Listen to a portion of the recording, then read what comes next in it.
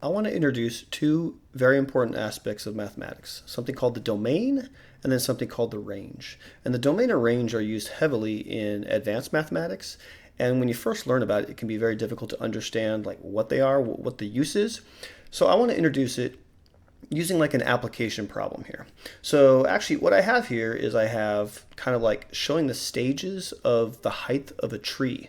So here is the beginning when the tree really is actually just a seed. And then of course the tree is going to grow a little larger and then larger and then larger and just keep growing over time.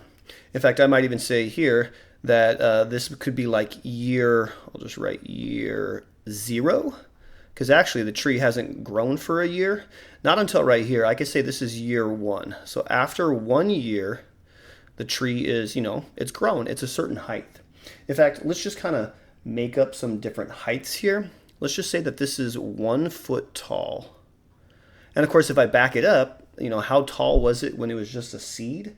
For the sake of this, I'll say there's nothing above the ground, so I could say it's 0 feet tall. And of course, so it was 0 feet as the seed. After 1 year, it grew to 1 foot. And this could be, let's just call it year 2. And I'm just making these numbers up, but just for the sake of an example, it makes sense. A tree could be growing for 2 years. And let's just say it's what, like, I don't know, 3 feet tall. And then of course it can grow another year. So let's just say this is year 3. And now at year 3, let's just say it's 10 feet tall. This isn't really drawn to scale, but just pretend it's like a nice big tall tree.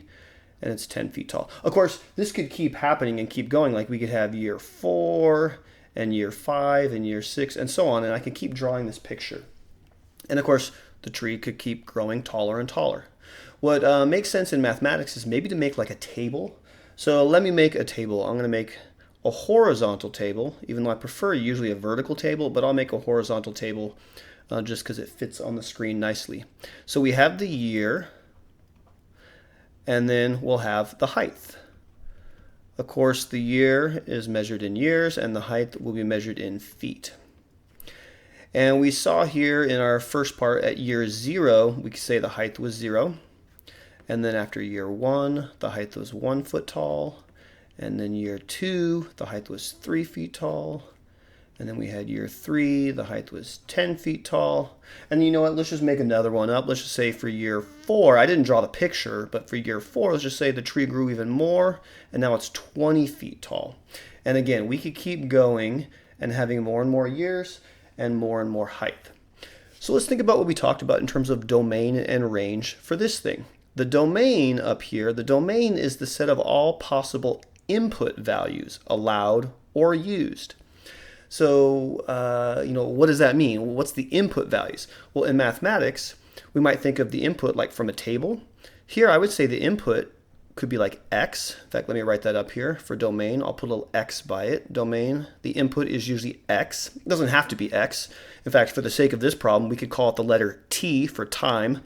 But I'm going to use this traditional x for the input of something in mathematics. And so the domain is all possible input values used. So that would be like the year. Let's see if my highlighting will show up here on this. So the domain, I'll highlight yellow, and it probably isn't going to show very well the yellow there. So you know what, forget about the highlighting. But the domain, in fact, let me focus and I'll write the word domain over here so we can try and focus on that. So the domain, what kind of inputs? Well, we had an input of 0 and an input of 1 and 2 and 3 and 4. So it's like all the different years. So let's think about it. It's all the possible input values used. Well, I used a 0, I used a 1, I used a 2.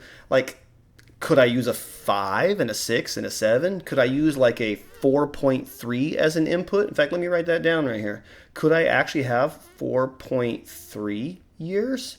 And I would say, yeah, you can. The tree probably grew a little bit more. I'm just going to make it up here. Maybe it grew to be like 24 feet tall. I don't know. But it makes sense that that's allowed. I could use 4.3 years and see how the tree grew. Well, so the real question might be for this domain would be like, what's not allowed? So, I might write this question. Well, what's not possible? It says all possible inputs used. Well, is there something that could be not possible? So let's see, what kind of years might not be possible? Could we do, I don't know, 100 years? Is that possible? Could a tree be growing 100 years? Or could we even try like 200 years? Let me change this to say 200 years, just as a thought.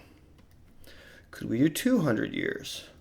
In fact, could we do 2,000 years? So the question is, what's possible for a tree? Well, I mean, could we do 1,000,000 years? What makes sense? What could we do? Well, do you know how long a tree could live? Could it live for 2,000 years? Could it live for 2,000,000 years? We'd kind of have to ask a botanist about this. I would say, we have some records of trees living a couple thousand years. Is 5,000 years good enough? So maybe what we could say is for this, I don't think a tree could live forever. Most living things at some point, right, die. So I might wonder, well, what would be our domain? So let me actually scroll down a little bit here. And let's see, what could be our domain? Our domain is all possible inputs. So we could have all the way up to maybe 5,000 years could be the oldest. Could we go past that? Maybe 10,000 years? Maybe just to be safe, we can say 10,000 years. But I don't know. I don't think there's a record of a tree living more than 10,000 years. But can you see how there might be an upper limit as to how long a tree could live? Now wait, that's the upper limit. That's the maximum. What about the minimum? We did 0 years, and then 1 and 2 and 3 and 4, all the way up to maybe 10,000 years. What about backwards? Could you have like -1 year? In fact, on this picture, what would the tree look like at -1 years, but like before we planted the seed? Or maybe -1,000 years? Could a tree live back a -1,000 years? That's like before it was even planted. What does that even mean?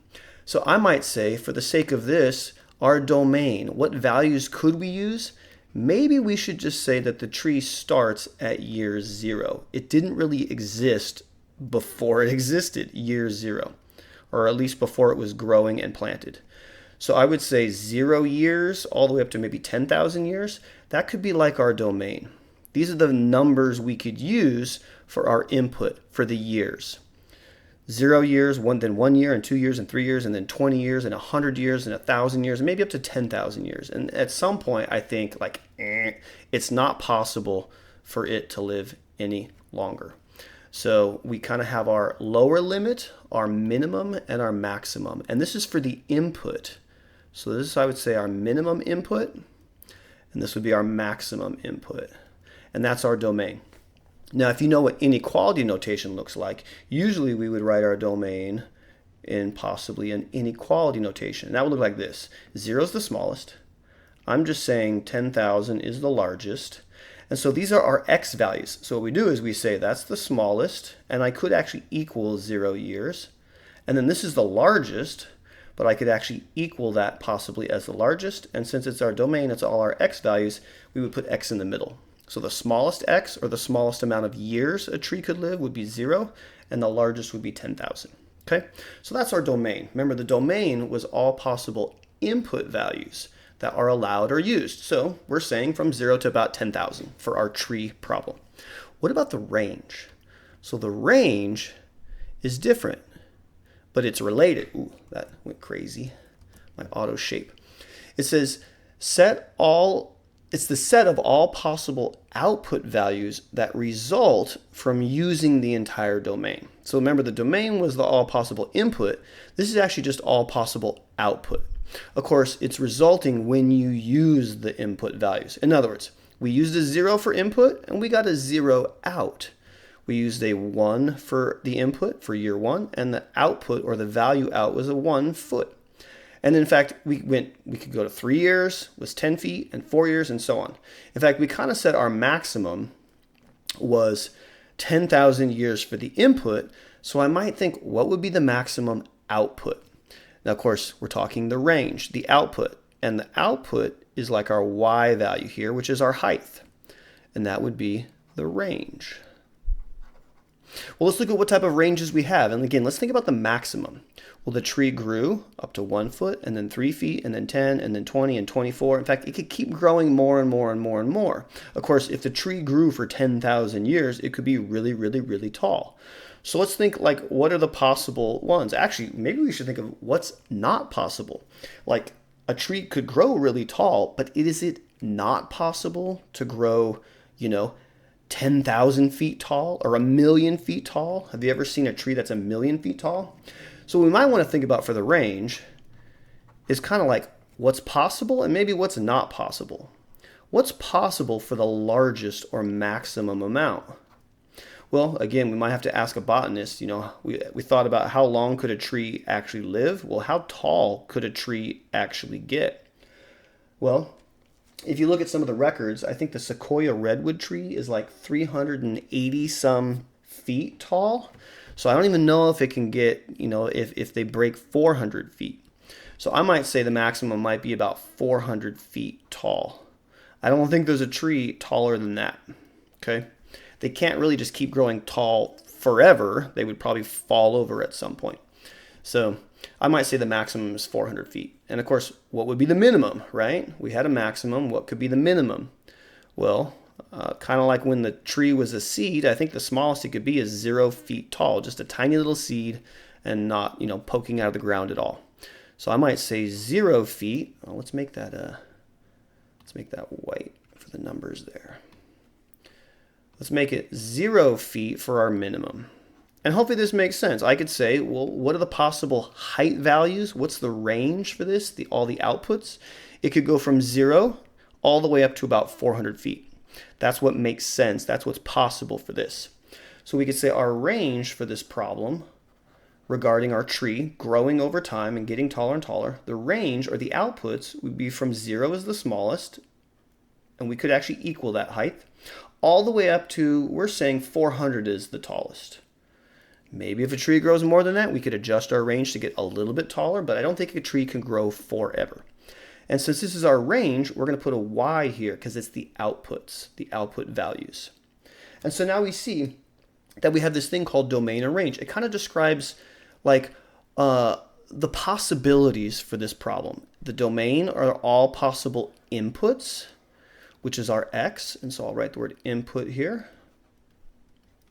And then we also thought about our range, all the possible outputs that result from all those inputs.